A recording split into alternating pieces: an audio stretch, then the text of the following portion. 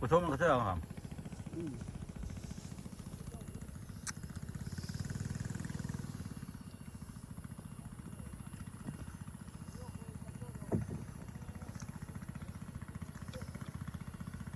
กุ้งมีเลยเนาะ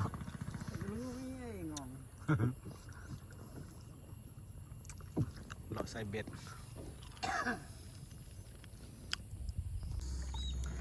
ถุงมองตัวหนึ่ง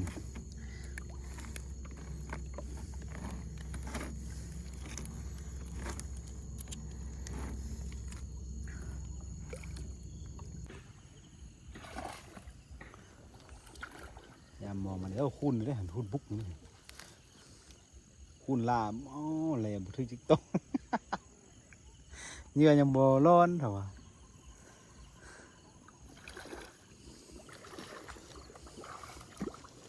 มีแต่ลวงเดียวนี่วะแล้วมีป้านี่วะนี่คือกันเองต้นไม้ป้าเด้อ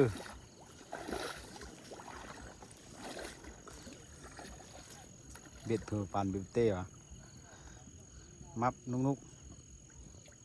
วางปันก็ใหม่ฮันบ่เนาะ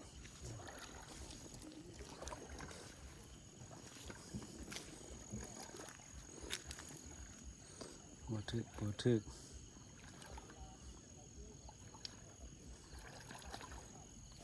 เดี๋ยวเขาพันก็ใหม่ใช่พันแหละ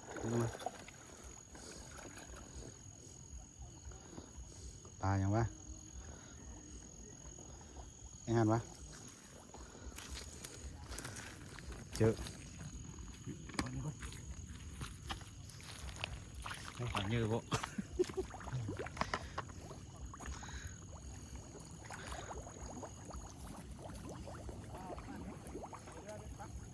ปลาเลย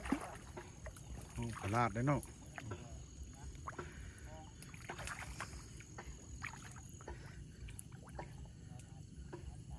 วันนี้กับปลาลาดเยอะเลยทึกอยู่มีเลี้ยงอันนี้ไหมสำคัญโบแพ้วเลยเลี้ยงอันนี้ไหมปลาสิอยู่น้ำเพยนี่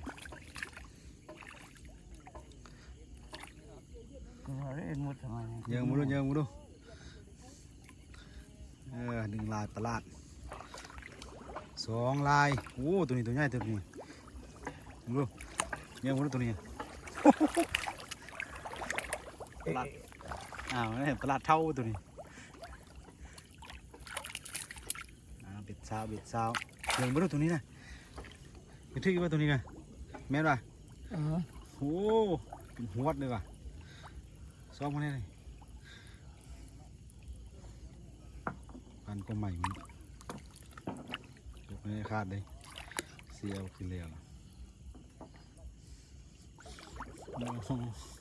โอ้ยนี่ก็ตัวทวนจีแม่ตัวลอยมาเนาะ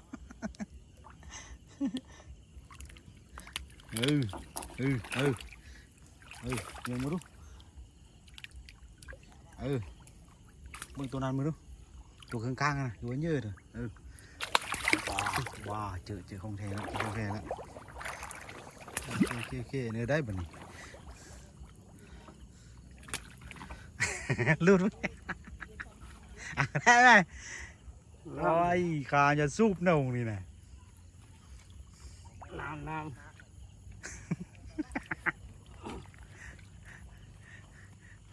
นายามเบียดนี่อยากสู้นะโซลูดตัวนี้แล้วแหละบริต้มส้มแหละทีมกับแม่ขุงเขาทงหนึ่งลาย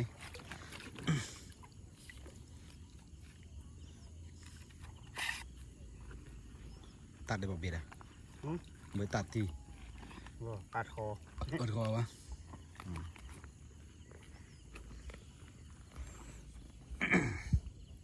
ป้าดบุคาเลย